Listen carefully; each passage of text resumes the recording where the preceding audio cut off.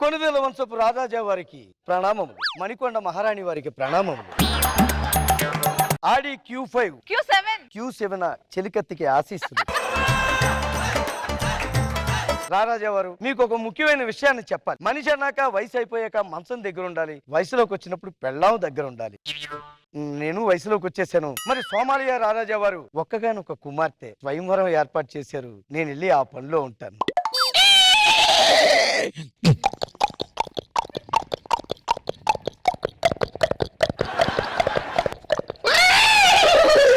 ఎవరు చేస్తున్నారబ్బా? బాగుంది. రాజ్య ప్రజల యావన్మందికి తెలియజేయనది ఏమనగా యువరాణి స్వయంవరం ఏర్పాట్లు పూర్తయినాయో.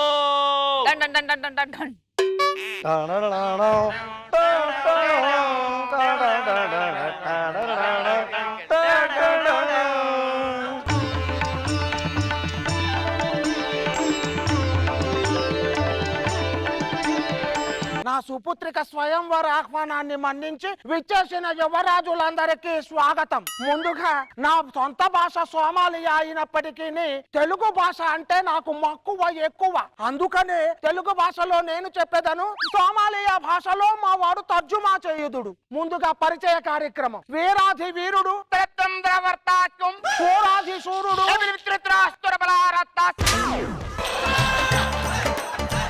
దిల్సుఖ్ నగర్ మహారాజా వారు, చండ ప్రచండు, మార్తాండ తేజుడు, జిల్లేల కూడా జిగేల్ రాజా వారు, ఆజాను బాహుడు, చండ ప్రచండు, మెహదీపట్నం మహారాజా వారు, అరవీర భయంకరుడు, ఆజాను బాహుడు, లంగర్ హౌస్ మహారాజా,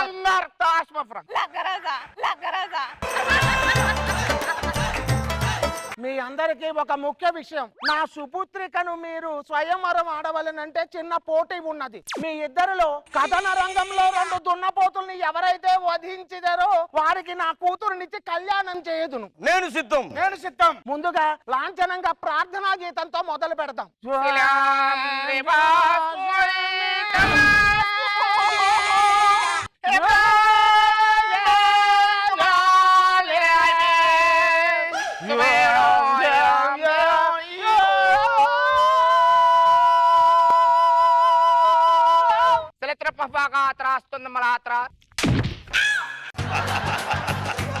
ఇక పోటీ మొదలు పెట్టండి. ఇంకెక్కడ పోటీ? మీ ప్రార్థనా గీతం దెబ్బకి మిగతా రాకుమారులు ఎప్పుడో పరారాయి. ఇక్కడ మిగిలింది నేను ఒక్కనే కాబట్టి రాకుమార్తె నాకు ఇచ్చేస్తే చెంగుమంటూ ఇంటికి వెళ్ళిపోతా. అది ససేమి రా కుదరదు రాజా. పారిపోయి వారి పిరికితనమును నిరూపించుకున్నారు. పోరాడి నీ ధైర్యమును నిరూపించుకొనుము. మరి నేను గెలిచిన నాకు ఏమేమి ఇస్తారు? మీకు 10,000 ఏనుగులు, 20,000 గుర్రములు, 30 రాజ్యములు, స్వర్ణరత్న మణిమయ కచిదానంత వైఢూర్యములు మీకు ఇచ్చదం. చిన్నదైపోయింది, అందలేదు. ఇక మొదలు పెట్టండి యుద్ధం. దున్నపోతుల్ని ప్రవేశపెట్టండి. పదండి వెళ్దాం. నేను అన్నది మిమ్మల్ని కాదు, దున్నపోతుని. నేను చెప్పింది అది కాదు, పోటీ మొదలు పెడదామని. అలాగే పదండి.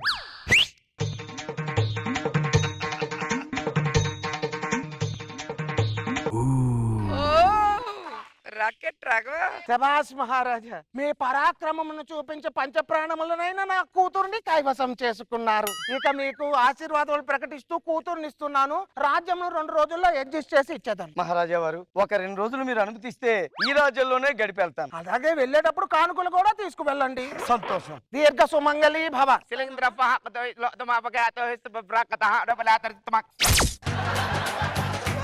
సన్నజాజి, నువ్వు చెప్పకపోయినా సరే నీ పేరు నాకు తెలుసు.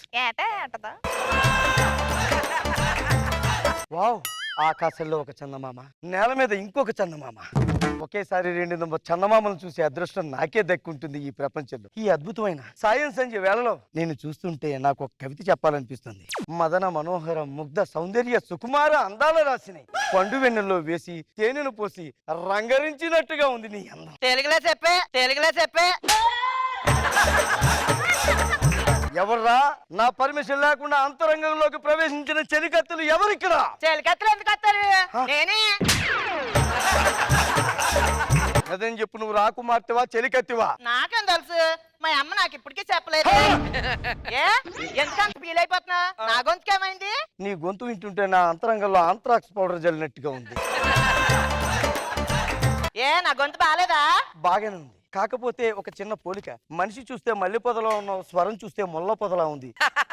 నాకు బాగా ఆకలిస్తుంది, కోడికూర తినాలనుంది. కోరుకోరా, ఎక్కడికైనా పెంట కుప్ప మీదకి వెళ్ళి కోడిని అలా కొట్టుకొచ్చి. పెంట కుప్ప? నేను రాకుమారుని. ఒకసారి అడవికి వేటకెళ్తే పులుల్ని సింహాలని వేటాడేవాడిని. పెంట కుప్పల మీద కోడి పుంజుల గురించి తిరిగితే ఏం బాగుంటది చెప్పు? కోడి తినాలనిపిస్తే పెంట కుప్ప మీదకి వెళ్ళి కోడి పే కొట్టుకొని అలా ఈడ్చుకొచ్చి. ఈ ఇసుకుడు వచ్చేదానికి పెంట కుప్పల మీదకి వెళ్ళి నాకు ఇప్పుడు ఏం తినాలని లేదు. నేనేం కోడి పుంజు తినగానే ఏం వండితే అది తింటాను. ఇంట్లోకి వెళ్ళి అది ఉంటు. చూసారండి, 2 దున్నపోతులను చంపి ఒక దున్నపోతుని తెచ్చుకున్నాను. ఎలాగా ఒంటరిగా ఉన్నాను కాబట్టి ఒక విషయం చెప్పేయాలి బాబు గారు. నిజానికి నేను రాకుమారిని కాదండి. ఇక్కడే సోమాజిగూడ చిన్న బజ్జీల బండి ఉంది. నిన్నే పేపర్లోనేమో సోమాలియా రాజుగారు వాళ్ళ అమ్మాయి తాలూకా స్వయంవరం అన్నారు కదా అని చెప్పి రాజ్యం వచ్చినట్టు ఉంటది కానీ మారేసం వేసుకుని వెళ్ళాను. 2 లోపుకి పడితే రాజ్యం వచ్చేస్తది, 1000 ఏనుగులు అన్నారు అయ్యి వచ్చేస్తాయి. ఏముంటదండి, పర్లేదు. యువరాజా వారికి ప్రణామములు. అంత ఓవర్ యాక్టింగ్ అక్కలేదు కానీ మీ అత్తం లోపలికి వెళ్ళింది. బాధ కాదు బాబా, ఈ కాస్ట్యూమ్ అంటే తెచ్చావు, ఆడేమో 2 రోజుల్లో డబ్బులు కట్టపోతే దొబ్బెత్తన్నాడు. బాబా అంత కంగారు పడిపోతాడు. 2 రోజులు అయితే మామగారి 2 వరహాలు తీసుకుని ఇచ్చేస్తాం. ఏండి? అబ్బా, అమీర్పేట మహారాజు వారికి ప్రణామం. అమీర్పేట మహారాజా వారు వజ్రాలు పొదిగిన కత్తి నాకు బహుకరించడానికి వచ్చారు. మీ సాహసాన్ని మెచ్చి ఈ వజ్రాలు పొదిగిన కత్తిని మీకు బహుకరిస్తున్నాం. ఇక తమరు దయచేయొచ్చు. ఏంటది? వజ్రాలు పొడిగిన కత్తి ఎక్కడ పెట్టుకుంటావు? అలా అడగకూడదు సన్నజాజి, అసహ్యంగా ఉంటుంది. అదే ఎక్కడ పెట్టుకుంటావని. మరిసి సంకలో పెట్టుకుంటా, నీకెందుకో. కూర ఏమంటమంటావు? నీ వచ్చే ఏముంటే అది తింటా. రెస్టారెంట్కి వెళ్తా, లోపలికి వెళ్ళి సన్నజాజి అంట సన్నజాజి. 2 రోజులు ఓపిక పడితే అంతా మంది. రేపటి నుంచి ఈ సింహాసనం నాదే, ఈ రాజ్యం నాదే. రండ్రా, సామాన్ తీసండి. Oh my God. ఎవరిది? అంతరంగంలో దొంగలు ప్రవేశించారు. ఎవరు అక్కడ? వీరిని బంధించండి. నాకు మాడి కదా అన్ని పట్టుకెళ్ళిపోతావు నువ్వు. పట్టుకెళ్ళిపోతావు. అంతరంగంలో దొంగ వస్తావా నువ్వు? దొంగ బొంగ గోవ మీద కొట్టినంటే గులాబ్జామ్ అయిపోద్దు. ఈ సామాన్లు అద్దెకి తెచ్చారా, రెంట్ ఇవ్వబోతుంటే 10 సామాన్లు పట్టుకెళ్ళిపోతున్నాను. నువ్వు రాకుమారుడు ఏంట్రా, డసాలు వేసుకునే వాళ్ళు ఉన్నావు. నీ గోడు చెదిరింది, నీ గుండె వేరే పాట చెప్పాను, అది వాళ్ళు వేయలేదు. మీ పాటతో అడ్జస్ట్ అయిపోతాను. ఓ చిట్టి పావురమా కల చెదిరింది కథ మారింది. సన్నజాజి, ఎందుకలా కడుతున్నావు? ఎంతకలా కడుతున్నావేంటే? ఎంతకలా కడుతున్నావేంటే? మీ నాన్న ఏదో సోమాలయ రాజన్నావు, నువ్వు రాకుమార్తె అన్నావు. అదేదో టెంట్ హౌస్ వచ్చి పట్టుకెళ్ళిపోయాడని. ఏటమా ఏదైనా ప్రాబ్లమా? ఇందాక వచ్చినప్పుడేమో యువరాజావారు బొంగు బోసాం ఏనుగులు అన్నావు. ఇప్పుడేమో ఏటమ్మా మాట్లాడుతున్నావు అంటావేంటి? సెటప్ మార్చాం కదా, గొంతు కూడా మార్చా అనమాట. నువ్వేంట్రా బావా అంటే దబక్కను అంటే నువ్వు ఇదే బ్యాచా? మోసం తూ నన్ను చీట్ చేశారు. ఆడపిల్లతో పెళ్లి తప్పలేదు అల్లుడు. అంటే ఏనుగులు లేవు, రాజ్యం లేదు, ఏమీ లేదు. ఇలా అయితే నేను వెళ్ళిపోతాను. అబ్బా ఎందుకలా ఫీల్ అవుతున్నావు? మనం పిల్ల అయిపోయింది కాబట్టి మనం వెళ్ళి పానీపూరి బండి ఎట్టుకుందాం. పానీపూరి బండి అంటే అప్పుడు సీకులు ఎట్టుకుందాము. చీకులా? నువ్వు బొగ్గుల మీద కాల్చి నేను అమ్మేస్తాను. సీకులు అండి సీకులు.